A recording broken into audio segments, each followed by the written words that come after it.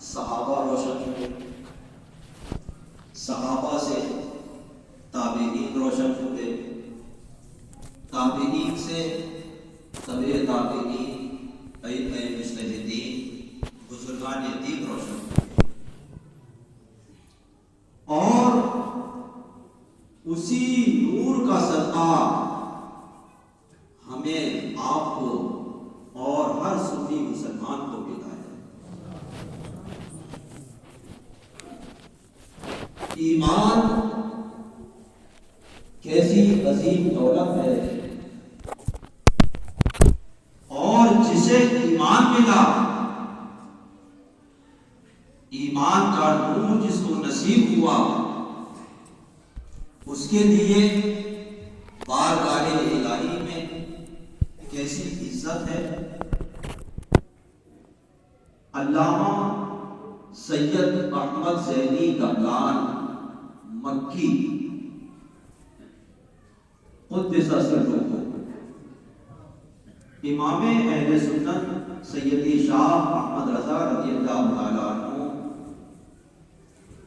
کے زمانے میں بھی رہے ہیں، لیکن آپ سے پہلے 1304 ہجری میں انہوں نے وصال فرمایا۔ فرقہ وہابیہ کے رد میں انہوں نے کتاب لکھی ہے الدرر السنیہ فی الرد علی الوہابیہ۔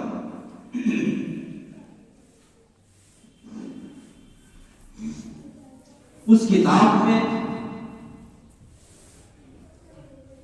آپ نے ایک مقام پر لکھا ہے، حدیث پاک نقل فرمائی ہے کہ اللہ کے پیارے محبوب صلی اللہ علیہ وسلم ایک مقام پر تشریف لے گئے،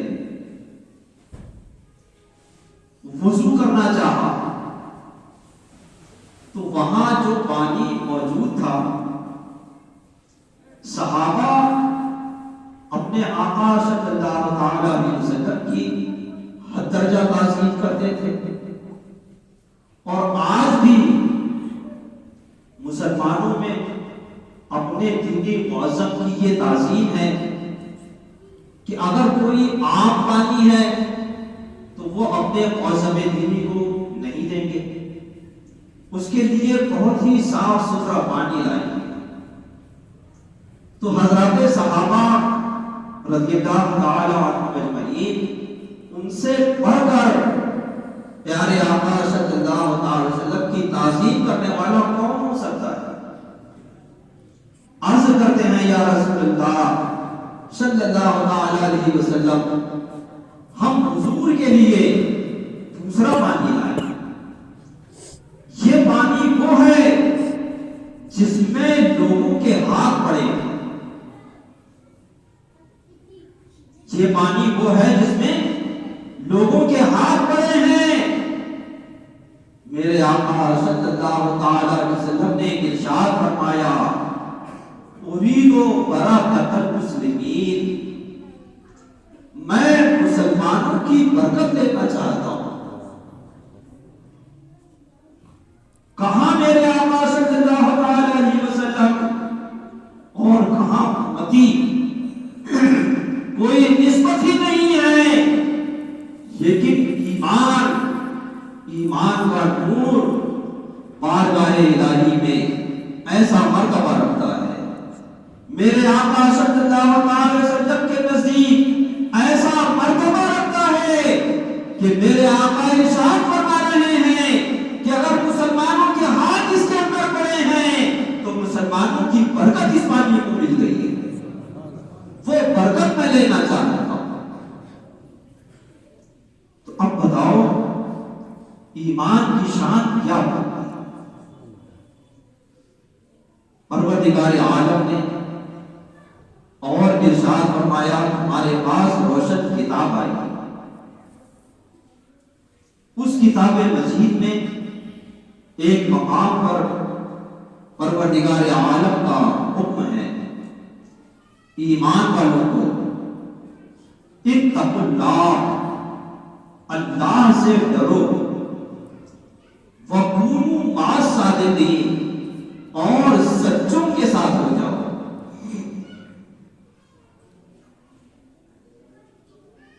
سچے کون ہیں؟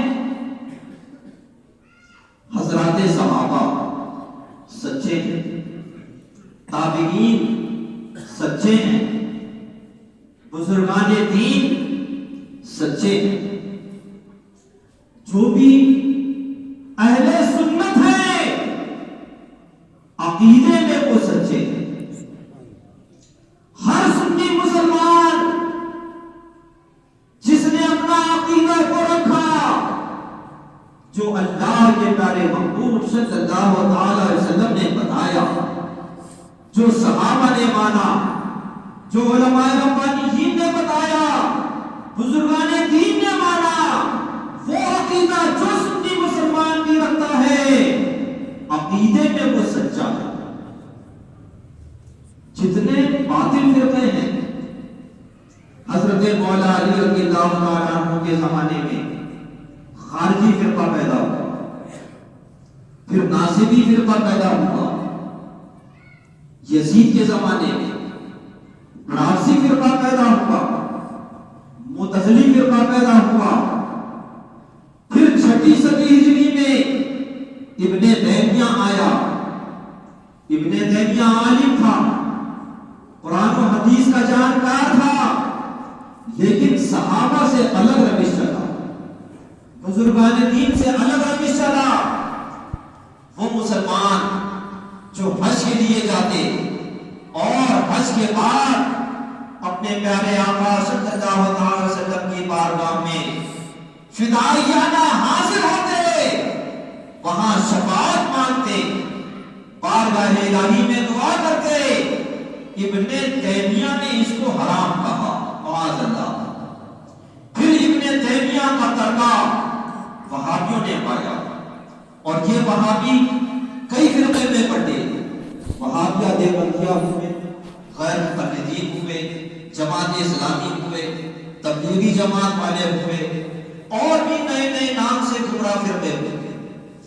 یہ تمام فرقے صحابہ اکرام سے، علماء ربانیین سے، ائمہ مجتہدین سے، بزرگان دین سے کٹے ہوئے. تو عقیدے میں میرے رب کا حکم یہ ہے کہ تم اہل سنت کے ساتھ رہو. اللہ کے پیارے محبوب صلی اللہ علیہ وسلم نے ایک روشن دلیل ارشاد فرمائی. وہ اپنی امت پر ایسے مہربان ہیں کہ ماں بھی اپنے اکلوتے بچے پر ویسی مہربان نہیں ہو سکتی. ارشاد فرمایا اتبعوا الصراط الاعظم، تم بڑی جماعت کی پیروی کرو، سواد اعظم کی پیروی کرو.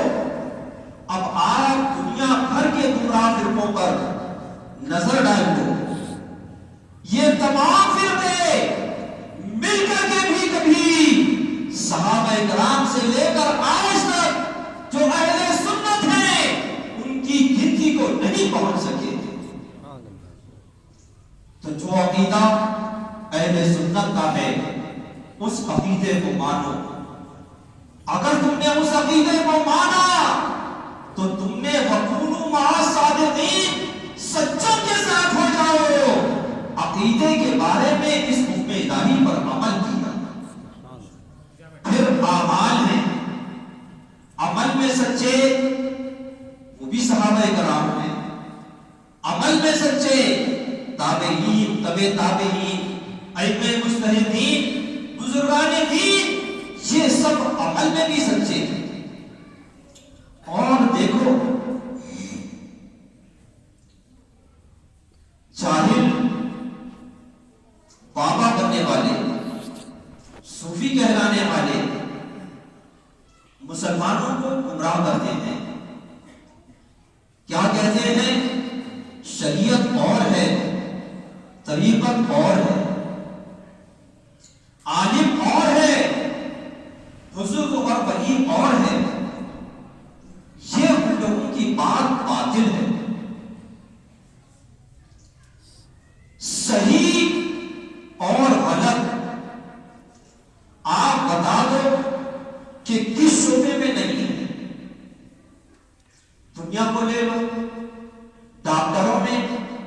سب صحیح ہیں؟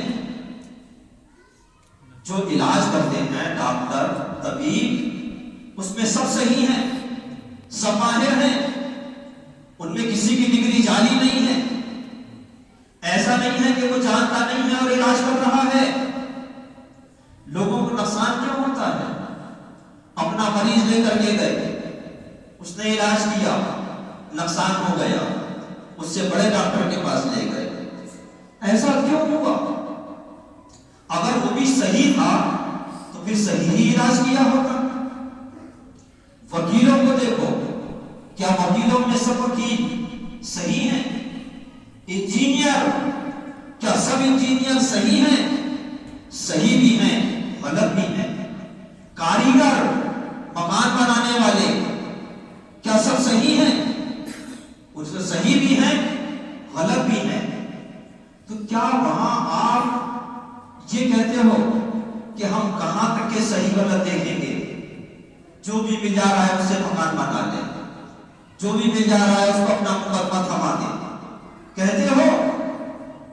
تو دنیا کے معاملے میں آپ آنکھ کھلی رکھتے ہو، اپنے جانتے بھر میں، اپنی جدوجہد بھر میں کسی بھی غلط کے ہاتھ میں اپنا معاملہ نہیں تھماتے ہو، اسی طرح سے دین کے معاملے میں بھی اپنی آنکھ کھلی رکھو۔ عالم کہلانے والوں میں بھی صحیح بھی ہیں، غلط بھی ہیں۔ صوفی اور ولی کہلانے والوں میں بھی صحیح بھی ہیں، غلط بھی ہیں۔ اگر آپ اپنی آنکھ کھلی رکھو گے اور اپنی نیت سچی رکھو گے تو صحیح کی طرف تمہاری رہنمائی ہوگی۔ تمہارے رب کا ارشاد ہے وَالَّذِينَ جَاهَدُوا فِينَا لَنَهْدِيَنَّهُمْ سُبُلَنَا، جو ہماری راہ میں کوشش کرتے ہیں ہم انہیں اپنے راستے دکھا دیتے ہیں۔ آپ یہ مت سمجھو کہ یہ مذہب اسلام کی شمع، یہ سنیت کا چراغ، یہ زبان کی چرب زبانیوں سے روشن ہے، نہیں، بلکہ یہ دل کی آہوں سے روشن ہے۔ صاحب ہدایہ، ہدایہ وہ کتاب ہے، مسائل کی کتاب ہے، ہدایہ فقہ کی کتاب ہے، مسائل کی کتاب ہے۔ وضو کے احکام کیا ہیں، غسل کے احکام کیا ہیں، اور ان کی پاکی ناپاکی کے احکام کیا ہیں، نماز کے احکام کیا ہیں، زکوٰۃ، روزہ، حج و زکوٰۃ کے احکام کیا ہیں، مرنے والے نے انتقال کیا اس کے ترکے کے احکام کیا ہیں، یہ سب کتابیں ہدایہ میں موجود ہے۔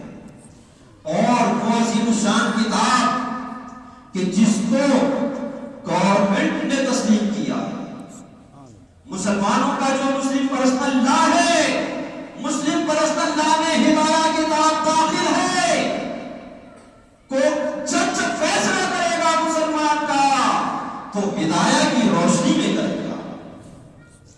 یہ کتاب لکھنے والے کون ہیں؟ لوگ سمجھیں گے کہ جب اس میں احکام ہیں، مسائل ہیں تو اس کے لکھنے والے عالم ہوں گے، لیکن نہیں میرے بھائی، اس کے لکھنے والے ولی ہیں۔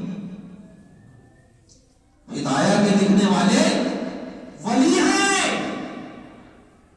انہوں نے ہدایت کہاں لکھی ہے؟ بزرگان دین کی ریاضت و مجاہدہ کی چلہ کشی کی جو جگہ ہوتی تھی، اس چلہ کشی کی جگہ میں آپ نے ہدایہ لکھی ہے۔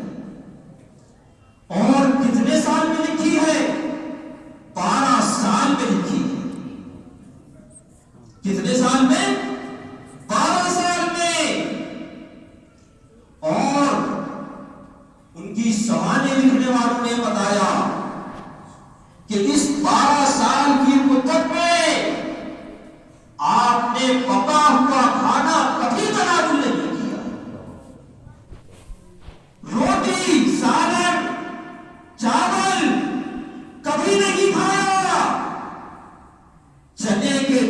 کھانے آپ وہاں رکھتے تھے، اسی کو کھا کر کے گزارا کرتے تھے، اور ایسا نہیں کہ کھانا آپ کے لیے نہیں آتا تھا، کھانا آتا تھا، وہ کھانا آپ طلبہ کو دے دیتے تھے۔ اللہ رب العزت نے مقام کو عطا فرمایا کہ برسوں بعد جو ہونے والا ہے وہ اپنی آنکھ سے آج دیکھتے تھے۔ ان کا نام برہان الدین ہے، حضرت مولانا برہان الدین رضی اللہ تعالیٰ عنہ، اور اسی نام کے ایک بزرگ حضرت مولانا برہان الدین بلخی، حضرت مولانا برہان الدین بلخی حضرت محبوب الہی رضی اللہ تعالیٰ عنہ کے زمانے میں، اور حضرت محبوب الہی رضی اللہ تعالیٰ عنہ حضرت مولانا برہان الدین بلخی کی بزرگی کے قائل ہیں۔ حضرت محبوب الہی نے اپنے ملفوظات نفحات القدس میں خود فرمایا کہ حضرت مولانا برہان الدین بلخی فرماتے ہیں کہ میں 5-6 سال کا تھا، اپنے والد کے ساتھ جا رہا تھا، سامنے سے صاحب ہدایہ حضرت مولانا برہان الدین مرغی نانی رضی اللہ تعالیٰ عنہ کی سواری آ رہی تھی۔ والد نے جب ان کی سواری آتے دیکھا تو مجھ کو وہیں چھوڑ دیا اور خود ایک گلی میں ہو گئے۔ جب ان کی سواری قریب آئی تو میں نے سلام کیا، مصافحہ کیا، ان کے ہاتھوں کو بوسہ کیا۔ انہوں نے تیز نظر سے مجھے دیکھا اور فرمایا میں اس بچے میں علم کا نور دیکھ رہا ہوں۔ 5-6 سال کی عمر ہے، ابھی مکتب میں نہیں بیٹھے ہیں، اور صاحب ہدایہ فرما رہے ہیں میں اس بچے میں علم کا نور دیکھ رہا ہوں۔ میں نے سنا اور ان کی سواری کے آگے آگے چلنے لگا۔ پھر انہوں نے فرمایا پروردگار عالم میرے دل میں الہام فرماتا ہے اور مجھے حکم دیتا ہے کہ کہو یہ بچہ اپنے زمانے کا نادر روزگار علامہ عصر ہوگا۔ میں نے سنا اور پھر ویسے ہی چلتا رہا۔ پھر تھوڑی دیر کے بعد حضرت صاحب ہدایہ فرماتے ہیں پروردگار عالم مجھے الہام فرماتا ہے اور حکم دیتا ہے کہ کہو یہ بچہ ایسا ولی ہوگا کہ شاہان زمانہ اس کے در پر آئیں گے، حاضر ہونے کی ملنے کی اجازت مانگیں گے اور اجازت نہیں پائیں گے۔ تو کون ہے صاحب ہدایہ؟ عالم ہے، علم کے بعد ولایت کی منزل ہے۔ اللہ کا کوئی بھی ولی ایسا نہیں ہے جو عالم دین کا، جس نے اگر مدرسے میں علم حاصل نہیں کیا، میرا رب قادر ہے پروردگار عالم نے اپنے ایسے بعض بندوں کو وہبی علم دین عطا فرمایا ہے۔ حضرت سیدنا عبدالعزیز تبار رضی اللہ تعالیٰ عنہ، یہ وہ بزرگ ہیں جنہوں نے مدرسے میں قدم نہیں رکھا، جنہوں نے مدرسے میں قدم نہیں رکھا۔ اس زمانے کے ایک مشہور عالم دین وہ ان کی خدمت میں حاضر ہوئے، اور جب حاضر ہوئے تو پھر انہی کے ہو کر کے رہ گئے۔ وہ عالم دین ایک مرتبہ راستے سے جا رہے ہیں، ایک عورت نظر پڑی۔ انہوں نے جیسے ہی نظر پڑی اپنی نظر جھکا دی۔ شرع کا حکم یہی ہے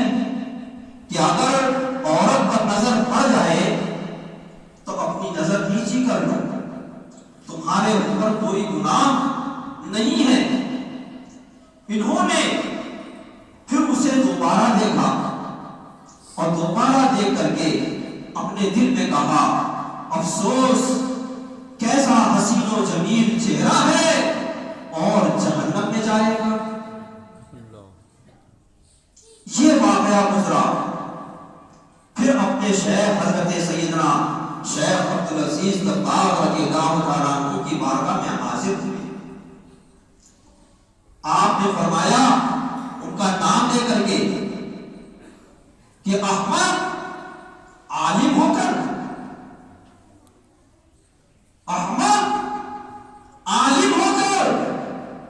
دوبارہ نظر تم نے ڈالی. عرض کرتے ہیں میرے آقا وہ دوسری نظر شہوت کی نظر نہیں تھی, چاہت کی نظر نہیں تھی, بلکہ افسوس کی نظر تھی. میں نے چاہنے کے طور پر نہیں دیکھا, افسوس کے طور پر دوبارہ دیکھا. حضرت سیدنا عبدالعزیز دباغ رضی اللہ تعالیٰ عنہ فرماتے ہیں احمد مگر شرع نے تو دوسری نظر سے روکا ہے, شرع نے تو دوسری نظر سے روکا ہے, تو تم کو شرع کی اتباع کرنی چاہیے. بتاؤ یہ شرع کا مسئلہ انہوں نے کہاں سے جانا؟ مدرسے میں قدم نہیں رکھا, کبھی کتاب نہیں کھولی, کسی سے پڑھا نہیں, اپنے سے مطالعہ نہیں کیا, اور کس کی اصلاح فرما رہے ہیں؟ جو اپنے زمانے کے جدید عالم دین ہیں. اور کیسی اصلاح فرما رہے ہیں کہ احمد شرع نے جب دوسری نظر سے روک دیا ہے تو اب اپنے خیال کو دخل مت دو کہ افسوس کی نظر ہے, جو شرع کا حکم ہے اس کے سامنے سر جھکا دو. یہ ہے اولیاء کرام, یہ ہے بزرگان دین جو شریعت مطہرہ کے حکم کے آگے سر جھکاتے ہیں اور سر جھکانا سکھاتے ہیں. آپ کا امتحان لینے کے لیے لوگ ہر قسم کے ہوتے ہیں. آدمی جلدی کسی کو اپنے سے بڑا نہیں مانتا. اس زمانے کے بہت سے عالم کہلانے والے تھے, انہوں نے کہا کہ ان کا امتحان لیا جائے. تو قرآن کریم کی آیت لکھی, پھر قرآن کریم کے ساتھ حدیث پاک ملا کر کے لکھا, پھر قرآن کریم, پھر حدیث قدسی لکھی, اس کے بعد قرآن کریم کے ساتھ حدیث پاک ملا کر کے لکھا, اور ان کی خدمت میں لے جا کر کے پیش کیا کہ یہ کیا ہے. آپ قرآن کریم نہیں پڑھے, احادیث کی کتاب نہیں پڑھے, کیا فرماتے ہیں جو پہلے لکھا ہے کلام الہی ہے, جو پہلی سطر میں لکھا ہے کلام الہی ہے, دوسری سطر میں جو لکھا ہے اس میں کتنا حصہ کلام الہی ہے اور کتنا حصہ کلام نبوی ہے, قرآن اور حدیث. تو فرمایا اتنا کلام الہی, اتنا کلام نبوی, اور تیسری سطر میں جو لکھا ہے اس کو کلام الہی نہیں کہیں گے اور کلام نبوی بھی نہیں کہیں گے, بلکہ یہ کلام قدسی ہے. وہ حاضر ہونے والے گر پڑتے ہیں اور عرض کرتے ہیں کہ حضور ہم لوگ اپنی اصطلاح میں اس کو حدیث قدسی کہتے ہیں, یہ پروردگار عالم کی طرف سے ہے مگر کلام الہی کے طور پر نہیں ہے. تو آپ نے پوچھتے ہیں آپ نے کیسے جانا, آپ نے کیسے جانا یہ کلام الہی, اتنا کلام نبوی, اتنا کلام قدسی؟ فرمایا اس کلام کے ساتھ انوار ہیں, اس کلام کے ساتھ انوار ہیں, کلام الہی کے انوار بہت بلند و بالا شان کے, حدیث قدسی کے انوار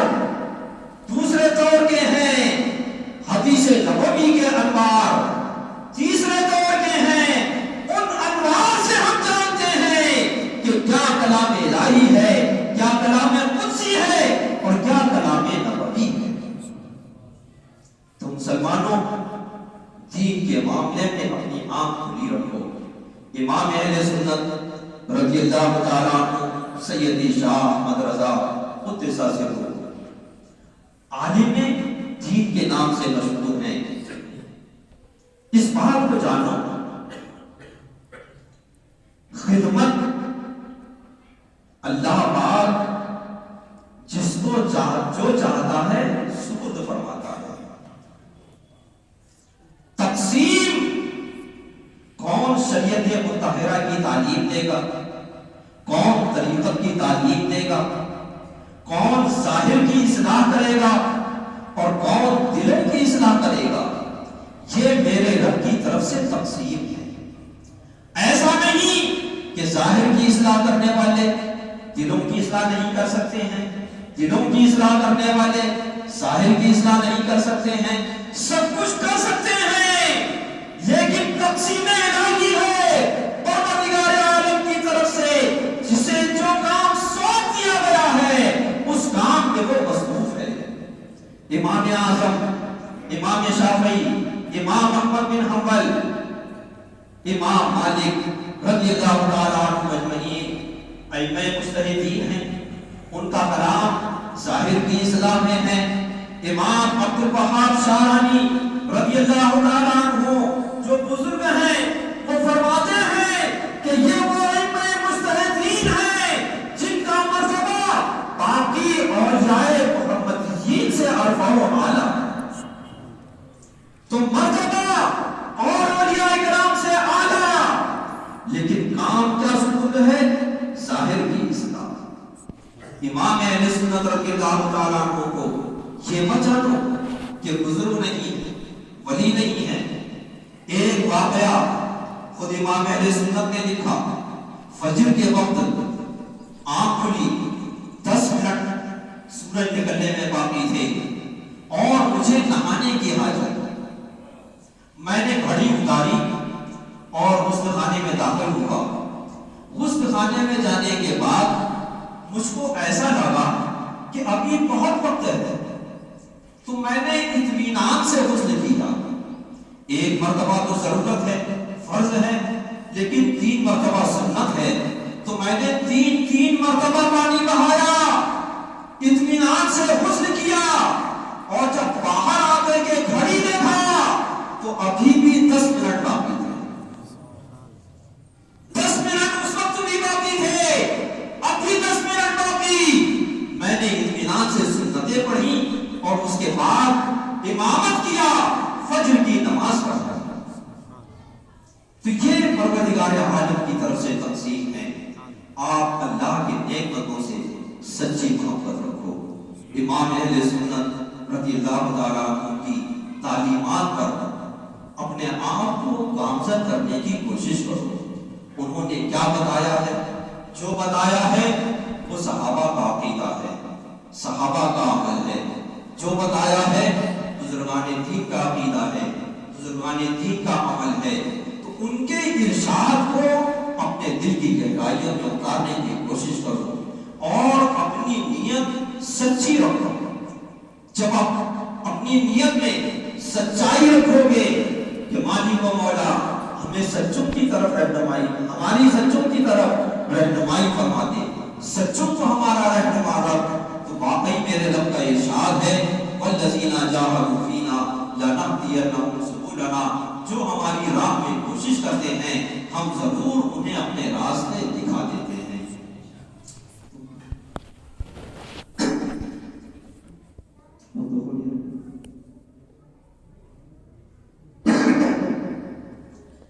دل میں اللہ کا سچا ڈر, اللہ کا سچا خوف ہو. اگر حکم الہی کو آپ بجا لا رہے ہو تو اس پر اپنے ایسا نہیں کہ پورے بس ہو. سیدنا امام جعفر صادق رضی اللہ تعالیٰ کون ہیں؟ ائمہ اہل بیت میں سے ہیں. امام علی مقام رضی اللہ تعالیٰ عنہ کی نسل سے بہت قریبی نسل پاک میں ہیں. ان کا ارشاد ہے کہ وہ گناہ سے پہلے بندہ ڈر گیا، پھر شامت نفس سے وہ گناہ سے ہوا، جب گناہ ہو گیا تو اب وہ پچھتا رہا ہے، نادم ہو رہا ہے۔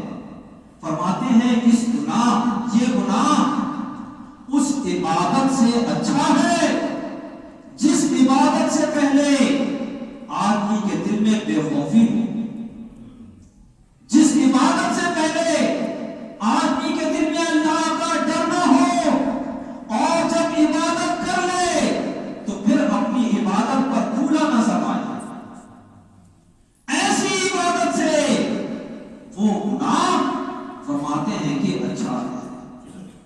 مسلمانوں، گناہ اچھا نہیں ہوتا اور عبادت بری نہیں ہوتی، پھر آپ کیوں فرما رہے ہیں عبادت سے پہلے بندہ جو اپنے رب کے خوف سے بے پرواہ ہوا، خوف الہی سے بے پرواہ ہوا، بے باک ہوا، یہ برا ہے۔ عبادت کر لینے کے بعد جو اپنے آپ کو اچھا سمجھا، یہ برا ہے۔ اور گناہ اچھا نہیں تھا، لیکن گناہ کا خیال آنے پر اللہ سے ڈر گیا، یہ ڈر اچھا ہے۔ گناہ ہو جانے کے بعد جو پچھتا رہا ہے، نادم ہو رہا ہے، یہ ندامت اچھی ہے۔ اس لیے کہ میرے آقا اللہ کے پیارے محبوب صلی اللہ علیہ وسلم کا ارشاد ہے، التائب من الذنب کمن لا ذنب لہ، اپنے گناہوں سے سچی توبہ کرنے والا ایسا ہے جیسے کہ اس نے گناہ کیا ہی نہیں۔ یہ رب کی رحمت ہے، اس کی رحمت ہے کہ ہم گناہ کریں اور اپنے گناہ پر نادم پشیمان ہو، گناہ کو معاف فرماتا ہے اور اس کی جگہ نیکیاں سبق فرما دیتا ہے۔ تو مسلمانوں، اپنے دل میں اللہ کا سچا خوف رکھو، نیکوں کی سچی عقیدت، سچی محبت رکھو، جہاں تک ہو سکے نیکوں کے ارشاد پر اپنے آپ کو چلاؤ، جہاں شامت نفس سے، شامت اعمال سے نہ چل سکو، حکم الہی کو نہ بجا لا سکو، تو اپنے اوپر افسوس رکھو، ندامت رکھو۔ افسوس رکھو گے، ندامت رکھو گے تو وہ گناہ دھلے گا اور پروردگار عالم رحم فرمائے گا، کرم فرمائے گا، تو ایک دن وہ گناہ چھوٹ بھی جائے گا۔ پروردگار عالم اپنے نیک بندوں کا سوالی، اپنے نیک بندوں کا طفیلی ہمیں دنیا میں بھی رکھے، انہی کے سائے میں اٹھائے، قیامت کے دن ان کا سایہ نصیب فرمائے اور انہی کے صدقے میں جنت کی ابدی نعمت دے۔ آمین۔ وآخر دعوانا ان الحمد للہ رب العالمین۔